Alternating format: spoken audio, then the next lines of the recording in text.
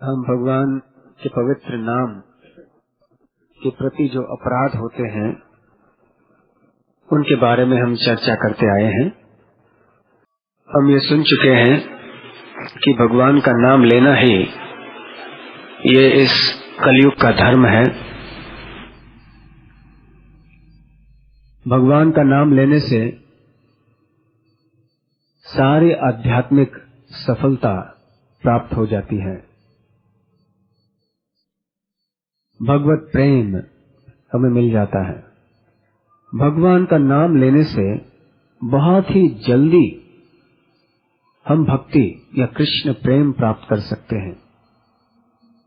परंतु हम देखते हैं कि जो साधक होते हैं, हम सब कृष्ण प्रेम को इतने आसानी से प्राप्त नहीं कर पाते हैं जितना कि करना चाहिए हमें, क्योंकि पद्धति तो बहुत आसान है, केवल भगवान का नाम लेना। तो फिर भी अगर हम कृष्ण प्रेम प्राप्त नहीं कर रहे हैं तो इसका मतलब है कि कोई दोष हमारे साधना में है। तो वो दोष क्या है? वो दोष है कि हम भगवान के नाम के प्रति हम अपराध करते हैं। हम ऐसे कोई गलतियां करते हैं हमारी साधना में या हमारे सोच विचार में, हमारे व्यवहार में, जिससे कि हम भगवान के नाम के प्रति अपराध करते हैं। इनको नाम अपराध कहते हैं। और ऐसे 10 नाम अपराध हैं। इनमें से 2 नाम अपराधों के बारे में हम चर्चा कर चुके हैं। पहला नाम अपराध कौन सा है? भगवान के भक्तों की निंदा करना, सताम निंदा। जब हम भगवान के भक्तों की निंदा करते हैं तो फिर शुद्ध नाम हमारे लिए लेना बहुत मुश्किल हो जाता है। नाम जप और कीर्तन के मार्ग में हम सफलता प्राप्त नहीं कर सकते।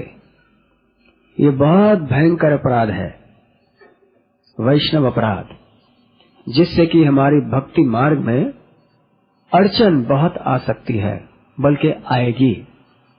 इसलिए जो व्यक्ति भगवान का नाम लेकर भक्ति मार्ग में प्रगति करना चाहता है, उसे इन 10 नाम अपराधों से बचना तो चाहिए, लेकिन खास करके इस पहले नाम अपराध वैष्णव अपराध से बचना चाहिए। इसके बारे में पिछले रविवार काफी विस्तार में चर्चा हुई थी। दूसरा नाम अपराध क्या है?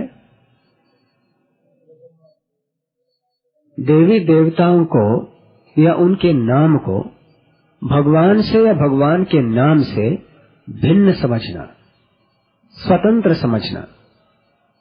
ये सोचना कि देवी देवता या कोई स्वतंत्र शक्तिमान व्यक्ति है। ये भूलते हुए कि जितने भी सारे देवी देवता हैं, जैसे गणेश हैं, दुर्गा हैं, शिवजी हैं, ब्रह्मा जी, इंद्र, वायु, वरुण, ये केवल भगवान श्री कृष्ण के अंश हैं, उनके विभूति हैं। विभूति मतलब उनके विस्तारित शक्तियां। उनको शक्ति प्रदान करने वाले हैं श्री कृष्ण। तो जब इन विभूतियों को हम स्वतंत्र शक्तिमान समझते हैं तो फिर ये भी एक नाम अपराध होता है, जिससे कि हम भगवान के नाम के जप और कीर्तन के मार्ग में सफलता नहीं प्राप्त कर सकते। हम ये भी देख चुके हैं कि दूसरे नाम अपराध का मतलब ये भी है कि भगवान विष्णु या कृष्ण को परम नहीं मानना, या तो फिर भगवान कृष्ण या विष्णु को अपने नाम, रूप, गुण, लीला, धाम इत्यादि से भिन्न समझना, जबकि ये सारे भगवान से संबंधित जो भी वस्तुएं हैं वो भगवान से अभिन्न है, खास करके भगवान का नाम। इसलिए जो व्यक्ति ये नहीं समझता कि भगवान और भगवान के नाम में कोई अंतर नहीं है, वो व्यक्ति इस भक्ति मार्ग में प्रगति नहीं कर पाएगा। तो इन 2 अपराधों के बारे में काफी विस्तार में चर्चा हो चुकी है। आज से तीसरे नाम अपराध के बारे में हम चर्चा करेंगे, तीसरा, चौथा और पांचवा। तो तीसरा नाम अपराध कौन सा है? गुरुर अवज्ञा। तो गुरु जो हमें आज्ञा देते हैं उसका पालन नहीं करना। वैसे गुरु है कौन? गुरु भगवान के प्रतिनिधि होते हैं। वो एक ऐसे व्यक्ति हैं जिनके माध्यम से भगवान की वाणी, भगवान की कृपा हम तक पहुंच सकती है। भगवान के प्रतिनिधि होने के नाते भगवान की तरह ही उनका सम्मान किया जाता है। गुरु का कोई स्वतंत्र अस्तित्व नहीं है, जिस तरह से देवताओं का कोई स्वतंत्र अस्तित्व नहीं है। इस सारे सृष्टि में जो भी कुछ है वो सब भगवान के ऊपर आधारित है। तो गुरु वो भी भगवान के अंश होने के नाते भगवान नहीं है, लेकिन भगवान के प्रतिनिधि हैं। भगवान की ओर हमें कैसे जाना चाहिए, भगवत प्रेम, बल्कि भगवान को कैसे हमें प्राप्त करना चाहिए, ये हमें गुरु सिखलाते हैं। इसलिए हमें उनकी आज्ञा का पालन करना ये बहुत आवश्यक है। जब हम गुरु की आज्ञा का पालन नहीं करते हैं या गुरुजनों को साधारण व्यक्ति समझते हैं या उनको भौतिक दृष्टि से देखते हैं या केवल उनके बाहरी भौतिक दोष देखते हैं, लेकिन उनके अंदर जो दिव्य गुण हैं वो नहीं देखते हैं, तो ये उनके प्रति एक अपराध हो जाता है। और ये भी नाम अपराध होने के नाते हम हरि नाम में रुचि खो बैठते हैं। फिर हमारा जप, हमारा कीर्तन, हमारी भक्ति वो घिसी पिटी सी लगती है। हमको इसमें रस नहीं आता, आनंद नहीं आता। तो इसलिए हमने अगर बड़े सावधानी से वैष्णवों के साथ में, गुरु के साथ में हमने बर्ताव किया, तो फिर हमारा भक्ति का जीवन बड़ा आनंद से बीतेगा। नरोत्तम दास ठाकुर बताते हैं, गुरु मुख पद्मवाक्या चित्ते ते कर आज्ञा, आर न करी मन आशा, कि गुरु के वचनों को हमारा प्राण धन मानकर जब हम जीवन में चलेंगे आगे, तो फिर हमारा जीवन सफल हो सकता है। बाहर दुनिया में सभी लोग स्वतंत्र होना चाहते हैं और सोचते हैं कि ऐसे स्वतंत्र रहने से हम सुखी हो सकते हैं, लेकिन सच्चा आनंद तो तब आता है जब हम हमारी स्वतंत्रता को त्याग कर हम गुरुजनों के शरण में आते हैं। इसलिए आध्यात्मिक मार्ग में हमें दिव्य गुलामी सिखाई जाती है।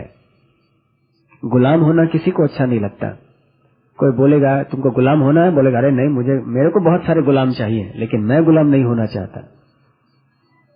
लेकिन भगवान ने ऐसे पद्धति बनाई है कि जब तक हम उनके प्रतिनिधियों के दिव्य गुलाम नहीं बनते, तब तक हम वास्तव में मुक्त नहीं हो सकते।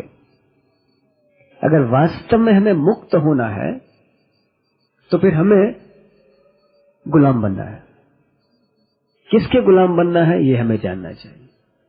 लोग संसार का गुलाम बनते हैं, संसारी चीजों का, संसारी व्यक्तियों का गुलाम बनते हैं और सोचते हैं कि हम मुक्त हैं, जबकि वो इन 3 गुणों के अधीन हैं, सत्वगुण, रजोगुण, तमोगुण, और अपने आप को मुक्त सोचते हैं। ये माया का खेल है।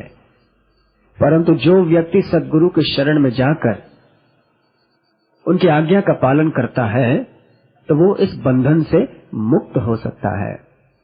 और जो व्यक्ति इस तरह से आज्ञा का पालन नहीं करता, अपराध करता है, तो ये गुरु अपराध तो महान वैष्णव अपराध हो जाता है। इसलिए उसके लिए भक्ति मार्ग में प्रगति करना बहुत मुश्किल है। कहा जाता है कि 3 प्रकार के शिष्य होते हैं।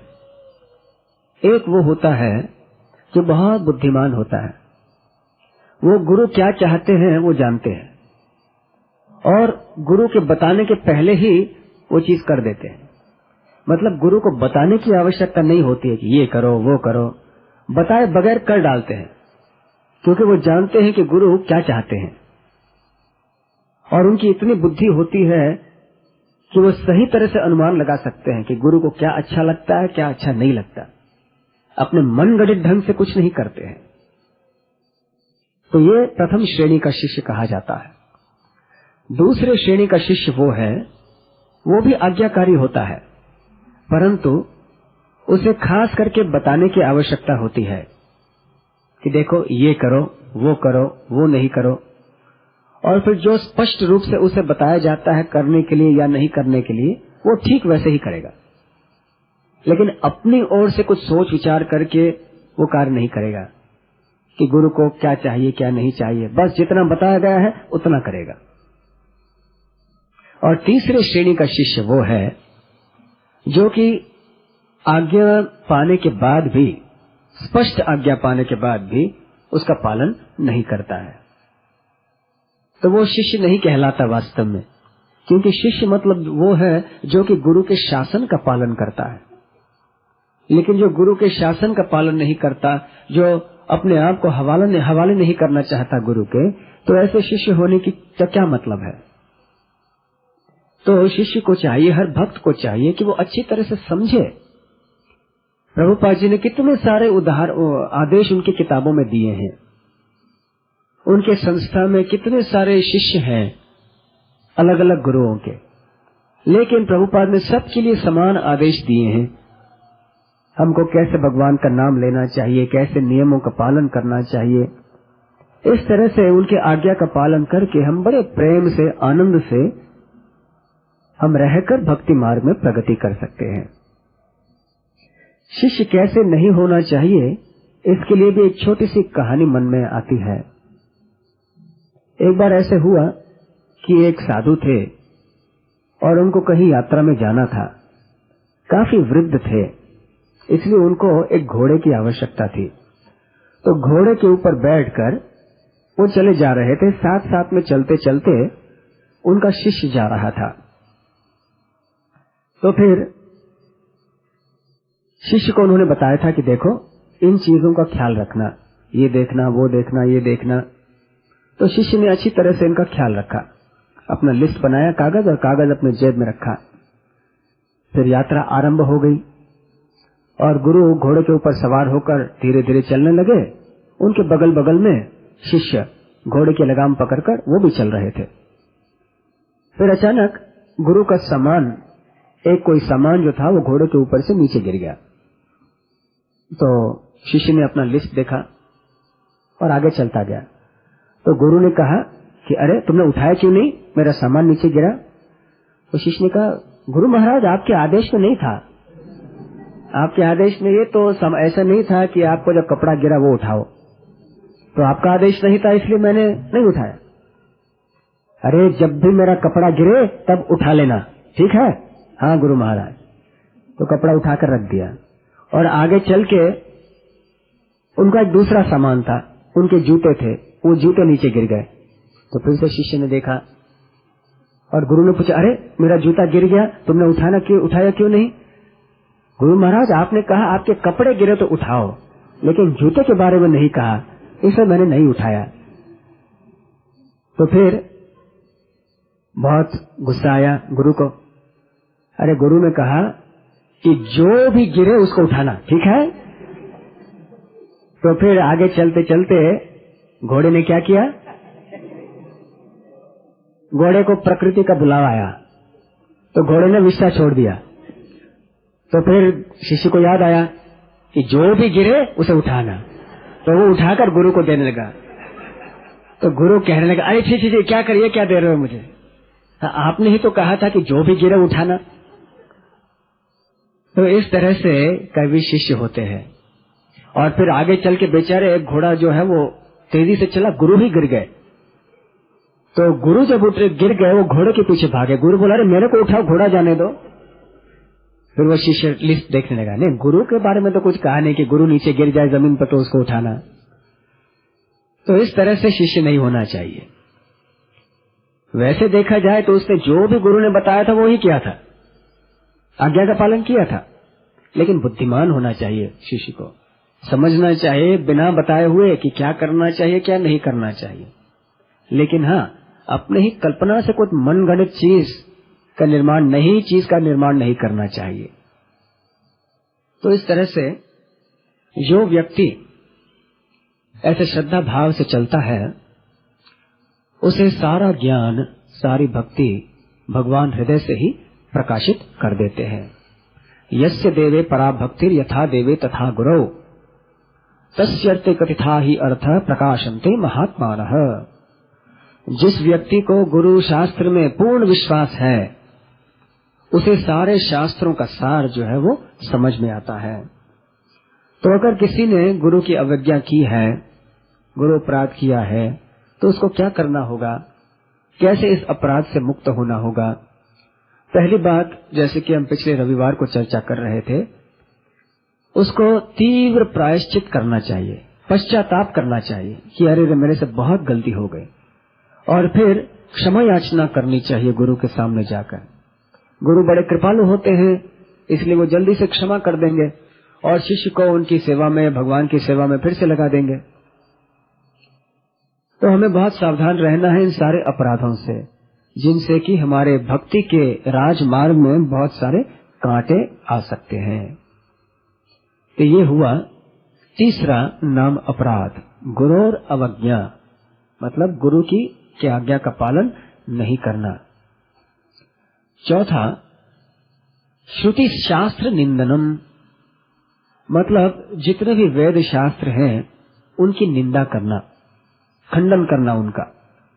नहीं ये बिल्कुल बेकार है, गलत है, ये नहीं। वेद वास्तव में क्या है? वेद भगवान की वाणी है, वेद दिव्य ज्ञान है, ये सनातन ज्ञान है, नश्वर नहीं है, किसी साधारण मनुष्य के बुद्धि से, मन से, कल्पना से उत्पन्न हुआ नहीं है, बल्कि स्वतः भगवान नारायण के श्वास से उत्पन्न हुआ है। इसलिए वेदों को अपौरुषेय कहते हैं। अपौरुषेय मतलब जो किसी साधारण व्यक्ति से उत्पन्न न होकर साक्षात भगवान से उत्पन्न हुआ है। और ये सनातन कैसे है? जब भगवान ने सृष्टि की रचना की तो उस समय भगवान नारायण के सांस से ये वेद उत्पन्न हुए। वो ब्रह्मा जी को ज्ञान देते हैं, फिर ब्रह्मा जी आगे परंपरा में इसी वेदों के ज्ञान को आगे सिखाते हैं, और ऐसे परंपरा चलती जाती है। जब सृष्टि का नाश होता है तो उस समय सारे वेद पुनः भगवान नारायण में विलीन हो जाते हैं, ब्रह्मा जी में विष्णु जी में निवास करते हैं, और फिर पुनः जब सृष्टि का निर्माण होता है तो फिर से वेद भगवान के सांस से बाहर निकलते हैं। इस तरह से वेद सनातन है। केवल समय समय पर जो महान ऋषि मुनिगण होते हैं वो इनकी रचना करते हैं, उनका संपादन करते हैं, ताकि मनुष्य समाज तक ये ज्ञान पहुंच सके। जैसे वेद व्यास जी हैं, वो भगवान के शक्ति आवेश अवतार माने जाते हैं। इसका मतलब है कि भगवान ने उनको विशेष शक्ति प्रदान की है वेदों का संपादन करने के लिए। व्यास मतलब संपादक। तो अलग अलग वेदों को उन्होंने इकट्ठा करके जो एक वेद था उसका विभाजन किया 4 भागों में, और फिर उनके साथ और कई ग्रंथ थे। इन सबको अलग अलग शिष्यों को उन्होंने सिखाया, और इस तरह से वेदों का ज्ञान परंपरा में आते रहा। तो वेद व्यास कोई साधारण व्यक्ति नहीं है।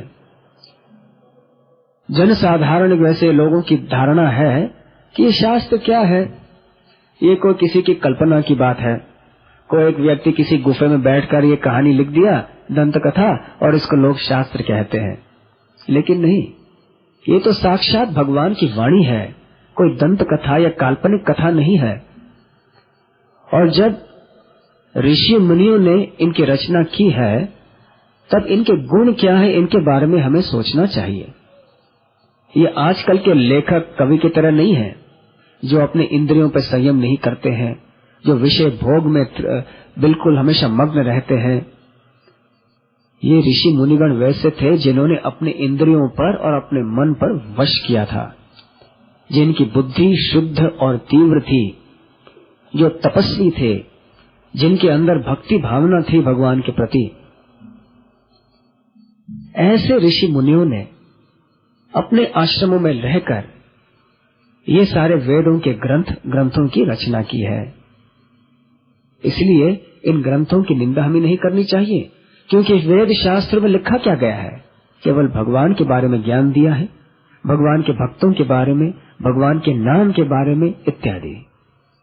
तो जब हम वेदों की या शास्त्रों की निंदा करते हैं, इसका मतलब है कि हम भगवान की निंदा करते हैं, हम भगवान के नाम के, उनके भक्तों की निंदा करते हैं, क्योंकि शास्त्रों में इन सब विषयों के बारे में ज्ञान दिया जाता है।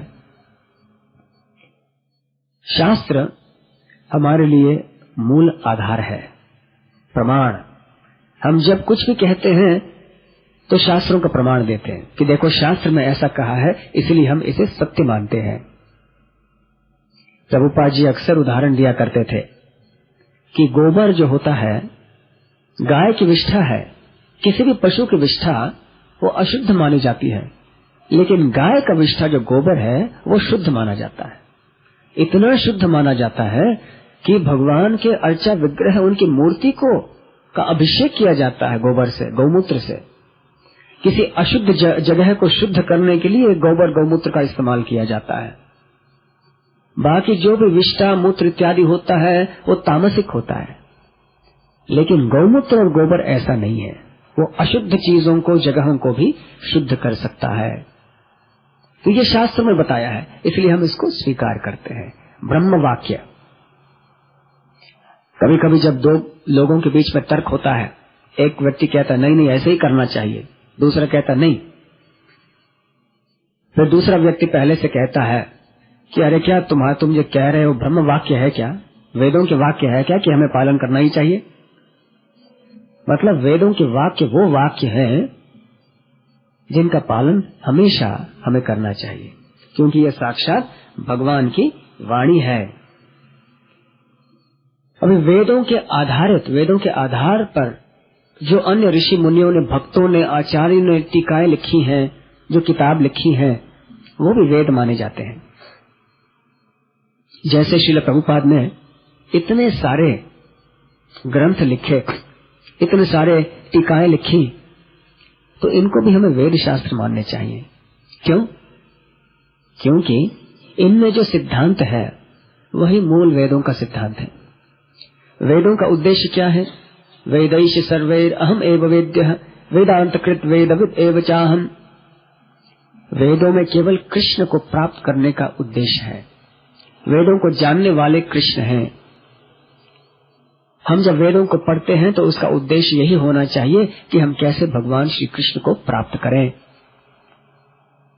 इस तरह से जो भी ग्रंथ प्रामाणिक आचार्यों द्वारा लिखे जाते हैं, जिनमें से वेदों के निष्कर्ष को, वेदों के सिद्धांतों को प्रस्तुत किया जाता है, उन शास्त्रों की निंदा भी हमें नहीं करनी चाहिए।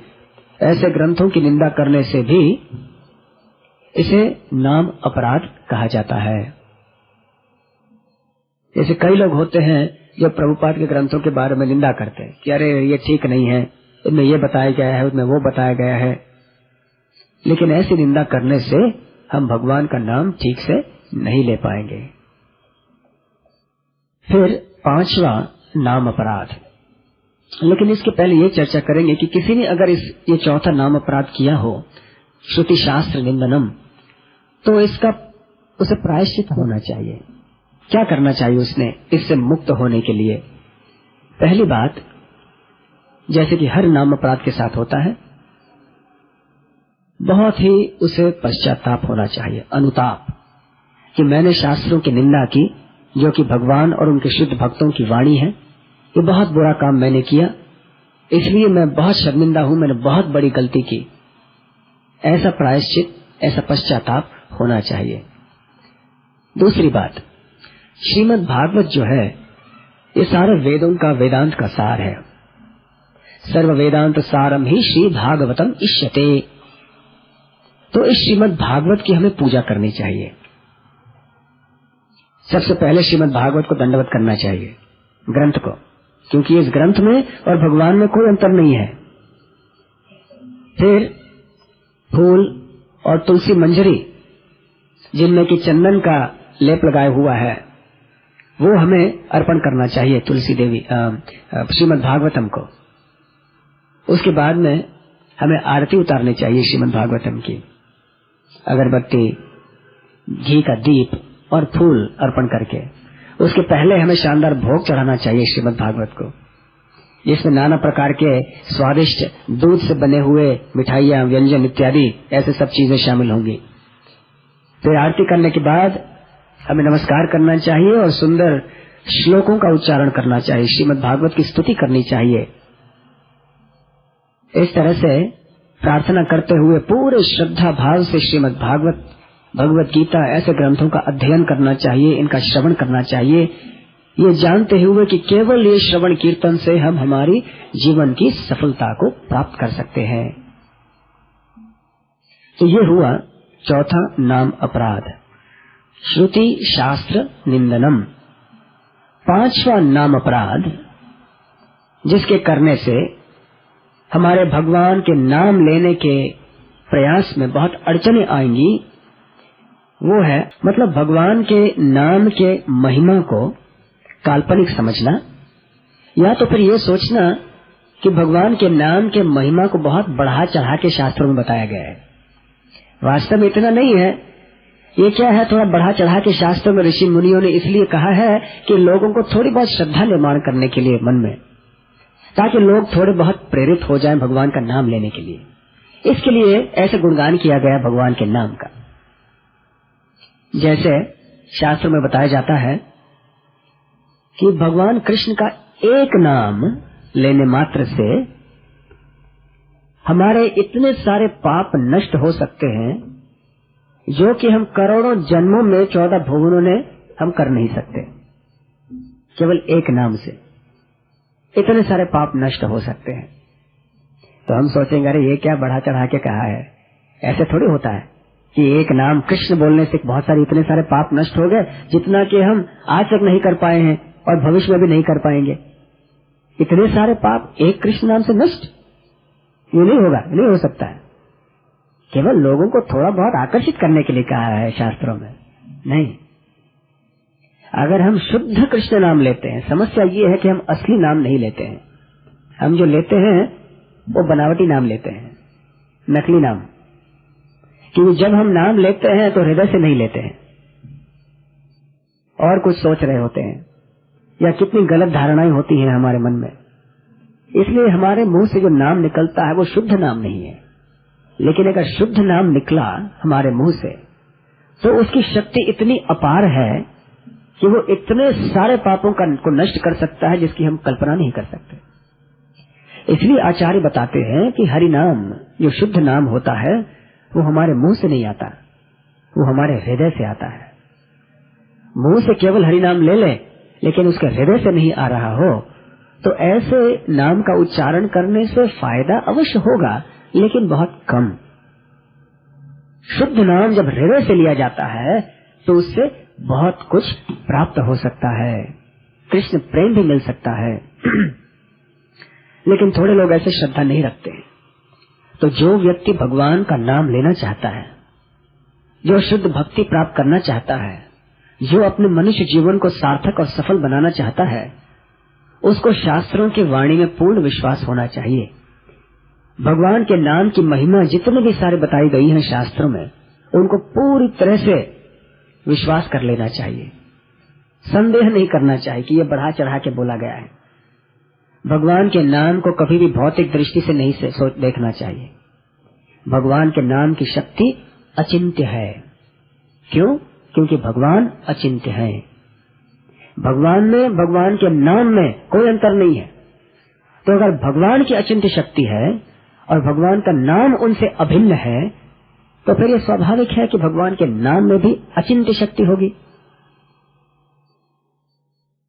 इसलिए बड़े श्रद्धा से इसको हमें स्वीकार करना चाहिए। हम देखते हैं कि इस भौतिक जगत में ऐसे कई चीजें होते हैं जिनकी अचिंत्य शक्ति होती है।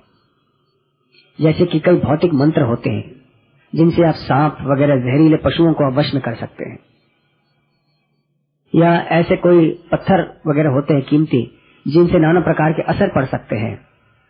आपके अंदर दुर्घटना आनी है वो टाल सकते हैं आप, या बहुत चीजें हो सकती हैं।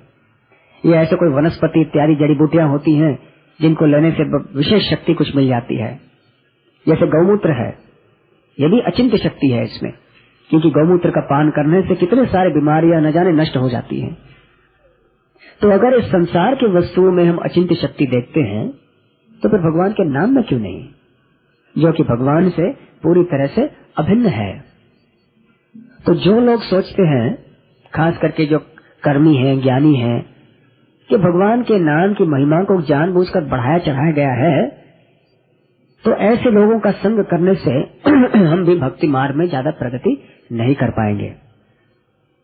एक बार ऐसे हुआ कि जब चैतन्य महाप्रभु गया होकर आए थे और कृष्ण भक्ति का प्रचार कर रहे थे, तो अपने विद्यार्थियों को हमेशा कृष्ण का नाम ही सुनाते थे। हर चीज का विश्लेषण जब करते थे तो उसे कृष्ण नाम तक पहुंचाकर ले आते थे। और एक बार जब वो कृष्ण नाम की महिमा का वर्णन कर रहे थे कि कृष्ण का नाम कितना महान है, तो उस समय एक ब्राह्मण विद्यार्थी वहां था। वो कहने लगा कि ये कैसे हो सकता है, हम विश्वास नहीं कर सकते कि भगवान का नाम इतना शक्तिशाली है, बल्कि ये सब काल्पनिक है, ये तो केवल ऐसे बताया गया है ताकि साधारण लोग भगवान का नाम लें, उनको थोड़ी प्रेरणा मिले। तो चैतन्य महाप्रभु इतने गुस्से हो गए कि उन्होंने अपने अन्य शिष्यों को कहा कि आज के बाद इसका मुंह नहीं देखना चाहिए।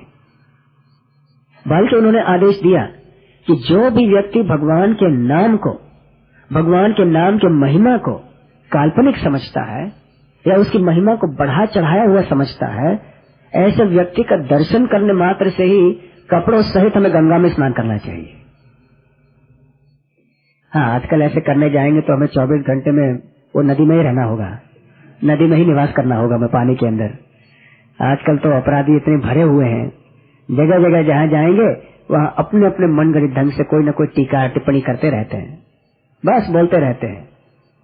भले उनको कोई गीता भागवत का ज्ञान हो न हो, बस बोलने में क्या जाता है, लोग बोलते रहते हैं। तो ऐसे लोगों का संग हमें नहीं करना चाहिए। अगर कोई व्यक्ति सड़क में खड़ा हो जाए, पहले रेलवे गेट के पास तिलकवाड़ी में, और बोले देखो अनमोल रत्न, करोड़ों रुपए के रत्न मुफ्त में, जिनको चाहिए आके ले जाओ, कोई आदमी सामने आएगा, ये तो धोखा दे रहा है, ये तो नकली कुछ होगा। कौन ऐसा आदमी है जो कीमती असली मूल्यवान रत्न ऐसे मुफ्त में बांटेगा? तो लोग संशय की दृष्टि से देखेंगे, कोई जाएगा नहीं उसके पास, सोचेंगे ये तो केवल धोखा दे रहा है, मजाक कर रहा है, नहीं जाएंगे। तो वही भावना रहती है हमारे मन में, हमको कोई अच्छी चीज, शक्तिशाली चीज चाहिए, हम सोचते हैं कि बहुत बड़ा होना चाहिए, बहुत कुछ होना चाहिए, सरल चीजों में हमें विश्वास नहीं आता। तो कोई कहेगा कि भगवान का नाम लेने मात्र से आपको इतना कुछ मिल जाएगा। अरे क्या बोल रहे हो, केवल नाम लेने से? हमको तपस्या नहीं करना, हिमालय में नहीं जाना। लोग सोचते हैं कि केवल हिमालय में जाने से, तपस्या करने से, सर पे खड़े होने से, खीलों पे सोने से, ऐसे करने से हमें कुछ लाभ होगा। लेकिन कलयुग में भगवान ने हमारे ऊपर असीम कृपा की है कि केवल उनके नाम का उच्चारण करने मात्र से हम जीवन की संसिद्धि को प्राप्त कर सकते हैं। तो पूरा विश्वास हमें इसमें होना चाहिए। इस संदर्भ में एक छोटी सी कथा स्मरण आती है। हरिदास ठाकुर का नाम तो आप सबने सुना है। वो नामाचार्य थे। नाम, भगवान का नाम लेने में आचार्य, कैसे भगवान का नाम का उच्चारण किया जाए, वो हरिदास ठाकुर से हम सीख सकते हैं। निरंतर हरिनाम लिया करते थे, 3 लाख नाम रोज लिया करते थे। 24 घंटे में से 21-22 घंटे वो केवल जप करते थे, बाकी 2-3 घंटों में अपना सारा अन्य कार्य कर लेते थे, खाना पीना सोना जो भी है। तो एक बार ऐसे हुआ कि भ्रमण करते करते हरिदास ठाकुर एक जगह आए गांव में, जहां 2 बड़े पुण्यवान लोग रहते थे, जिनका नाम था हिरण्य और गोवर्धन। ये दोनों मजुमदार थे। मजुमदार मतलब खजांची, वहां के जो नवाब थे उनके खजांची थे। और गोवर्धन मजुमदार ये किनके पिता थे, किसी को मालूम है? रघुनाथ दास गोस्वामी। रघुनाथ दास जो आगे चल के रघुनाथ दास गोस्वामी बने, चैतन्य महाप्रभु के 6 प्रिय शिष्यों में से एक, 6 गोस्वामियों में से एक, जो आगे चल के वृंदावन में बसे। तो ये दोनों बड़े पुण्यवान थे, हमेशा शास्त्रों में रुचि लेते थे, हमेशा सत्संग उनके घर में हुआ करता था। वो साधुओं को बुलाते थे अपने घर में और भक्तों को एकत्र करके फिर कृष्ण कथा किया करते थे। उनके जो पुरोहित थे उनका नाम था बलराम आचार्य। वो भी भगवान कृष्ण के भक्त थे। तो हरिदास ठाकुर भ्रमण करते करते उस गांव में आए और बलराम आचार्य ने उनको निवेदन किया कि आप आइए हमारे संग, हिरण्य और गोवर्धन मजुमदार के घर में चलिए, वहां पे रोज सत्संग होता है, आपके संग का लाभ हम सबको दीजिए। तो हरिदास ठाकुर वहां पर चल गए और वहां पे जाके सब लोगों ने जब देखा कि हरिदास ठाकुर आए हैं तो सभी ने उनका दंडवत प्रणाम किया। सभी को मालूम पड़ गया था कि हरिदास ठाकुर 3 लाख हैं।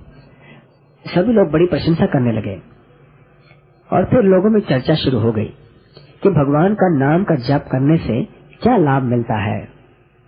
तो एक कोई व्यक्ति बोलने लगा कि भगवान का नाम का जप करने से हमारे सारे पाप क्षीण हो जाते हैं। कोई व्यक्ति बोलने लगा कि भगवान का नाम का जप करने से हमें मुक्ति मिल जाती है, हम भवबंधन से मुक्त हो जाते हैं। ऐसे लोग अलग अलग अपनी अपनी धारणाएं बोल रहे थे। फिर हरिदास ठाकुर ने कहा, नहीं, मुक्ति और पापों का क्षय होना ये भगवान के नाम लेने का मुख्य उद्देश्य नहीं है। भगवान का नाम लेने का मुख्य फल कृष्ण प्रेम प्राप्त करना है, भगवान श्री कृष्ण के चरण कमलों के प्रति शुद्ध प्रेम भक्ति भावना। फिर उन्होंने एक श्लोक सुनाया, एवं वतः सप्रिय नाम कीर्त्या जातानुरागो द्रुत चित्त उच्चैः हसत्यतो रोदिति रौति गायति उन्मादमन नृत्यति लोक बाह्यः। श्रीमद् भागवत के 11 स्कंद का श्लोक है, जिसमें बताया जाता है कि जिस व्यक्ति के हृदय में वास्तव में भगवान के नाम के प्रति बहुत आसक्ति है और जिसने इस बारे में व्रत धारण किया है बड़े दृढ़ता से, तो जब वो भगवान का नाम लेता है तो क्या होता है? सबसे पहली बात, उसका हृदय पिघल जाता है। जोर जोर से भगवान का नाम प्रेम से पुकारने लगता है, कभी रोने लगता है, कभी हंसने लगता है, कभी चिल्लाने लगता है और कभी कभी नृत्य करने लगता है और किसी दूसरे लोगों की परवाह नहीं करता कि लोग मुझे देखेंगे कि मैं नृत्य कर रहा हूँ और वो लोग मेरी निंदा करेंगे तो क्या होगा। नहीं, वो कुछ ऐसे सोचता नहीं है। वो केवल अपने भक्ति भाव में इतना मग्न हो जाता है कि बस उसे और कोई विचार मन में रहता नहीं है। तो हरिदास ठाकुर ने बताया कि देखो, जो वास्तव में भगवान के नाम को जानता है और भगवान का नाम का उच्चारण करता है, उसको सही फल कृष्ण प्रेम का मिलता है। मुक्ति, पाप का नाश होना, ये सब असली फल नहीं है। वास्तव में मुक्ति ये तो केवल नाम के आभास से मिल जाता है, नाम की छाया मात्र आने से, नाम का उदय होने मात्र से मिल जाता है। मुक्ति नामाभास का एक तुच्छ फल है। तो फिर उन्होंने एक श्लोक कहा जिसका अर्थ ये है कि जैसे सूर्योदय के होने से तुरंत उजाला हो जाता है, सारा धुंध इत्यादि नष्ट हो जाता है, ठीक उसी तरह से भगवान के नाम का उदय हृदय में होने से मुक्ति तुरंत मिल जाती है। तो फिर हरिदास ठाकुर ने वहां उपस्थित जो भी विद्वान थे उनसे कहा कि आप इस श्लोक के ऊपर कोई टीका कीजिए। तो उन्होंने कहा, नहीं नहीं हरिदास ठाकुर, आप ही टीका कीजिए, बच्चों को कृपया साथ में रखिए हैं, तो आप ही कृपया इसके ऊपर टीका कीजिए। तो फिर हरिदास ठाकुर कहने लगे, ठीक है, जैसे सुबह सुबह सूर्योदय के होने से पहले ही केवल जब सूर्य का आभास होता है, बस सूर्योदय होने ही वाला है, उसके पहले से सूरज की किरणें थोड़ा बहुत आकाश में आ जाती हैं और अंधकार को नष्ट करती हैं। और जब पूर्ण सूर्योदय हो जाता है तब तो फिर पूर्ण प्रकाश हो जाता है, फिर लोग अपने अपने दैनिक कार्यों में मग्न हो जाते हैं। लेकिन अंधेरे को नष्ट करने के लिए सूर्योदय की भी आवश्यकता नहीं है। केवल सूरज का थोड़ा उदय होने मात्र से उसकी किरणें जो है वो सब अंधकार को, अशुभ चीजों को नष्ट कर सकती है। ठीक उसी तरह से जब भगवान का नाम हम लेते हैं, केवल नाम के आभास मात्र से हम देखते हैं कि सारे पाप नष्ट हो जाते हैं और हमें मुक्ति भी मिल जाती है। इसलिए हमें ये जान लेना चाहिए अच्छी तरह से कि भगवान का नाम जप करने का सही फल मुक्ति प्राप्त करना या पापों को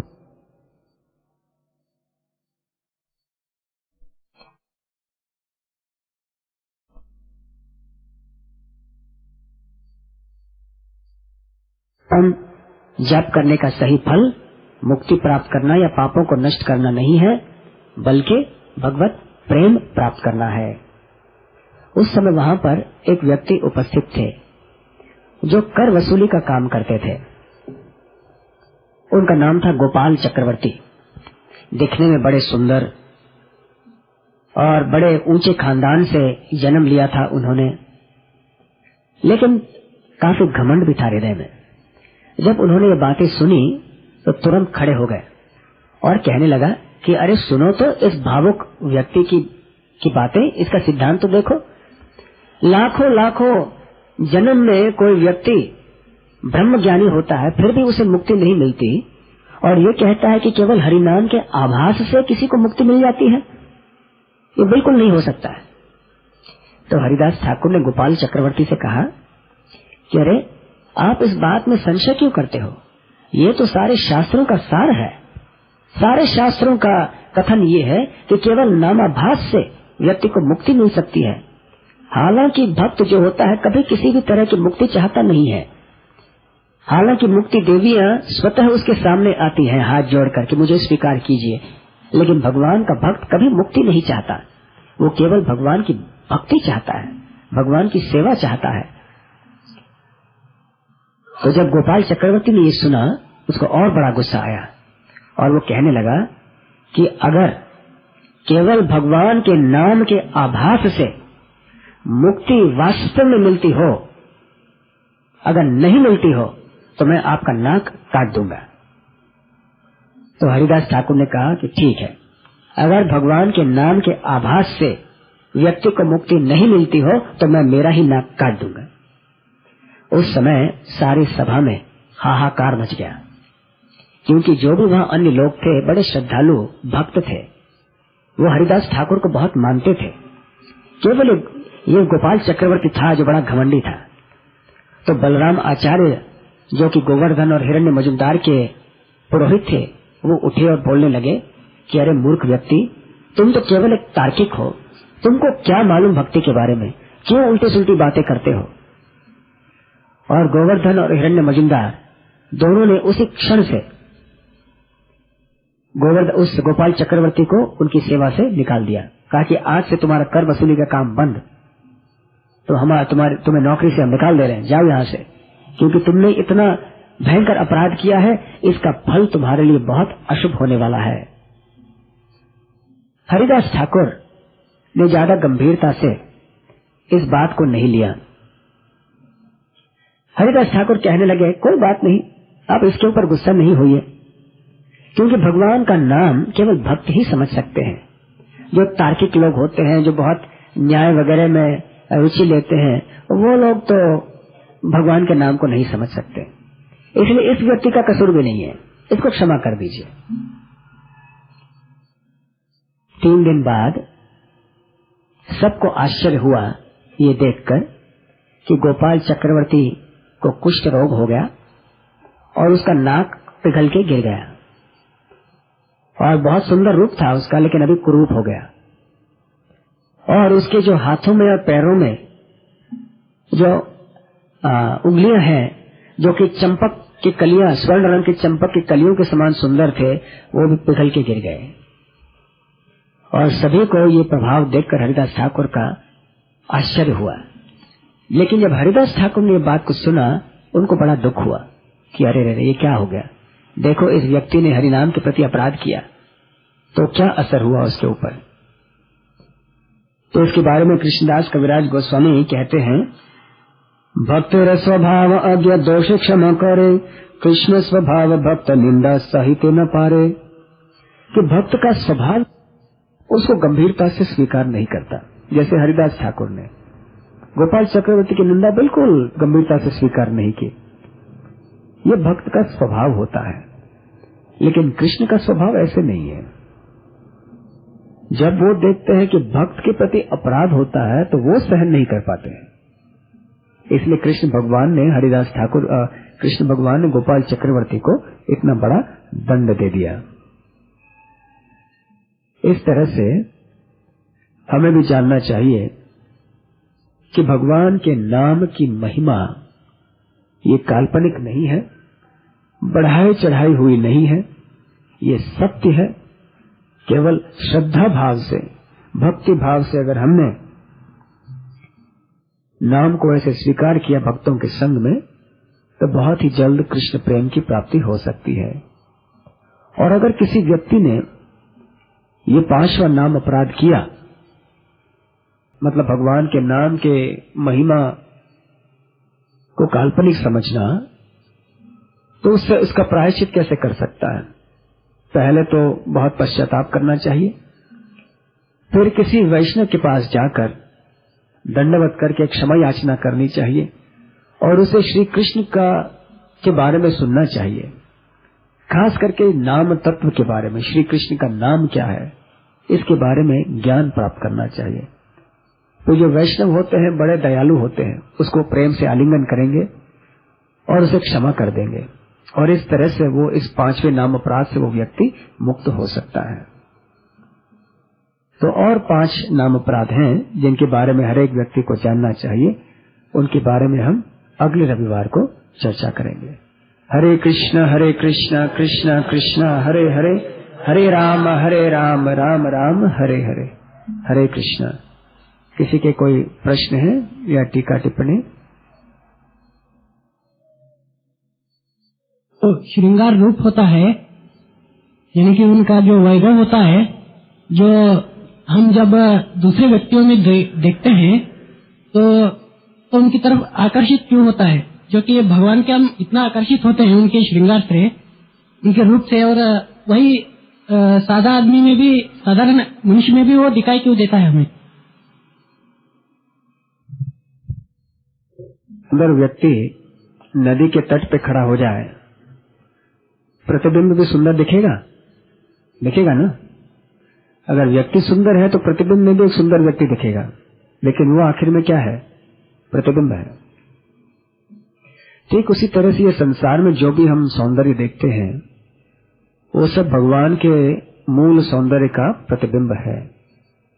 असली सौंदर्य तो भगवान का है। जब हर चीज को हम भगवान से जोड़ लेते हैं तो फिर हर चीज हमें सुंदर दिखाई पड़ती है। लेकिन जब हम चीज को भगवान से अलग करते हैं तो हर चीज बड़ा करूप हो जाता है, भले वो कितना सुंदर भौतिक दृष्टि से क्यों ना हो। ठीक है।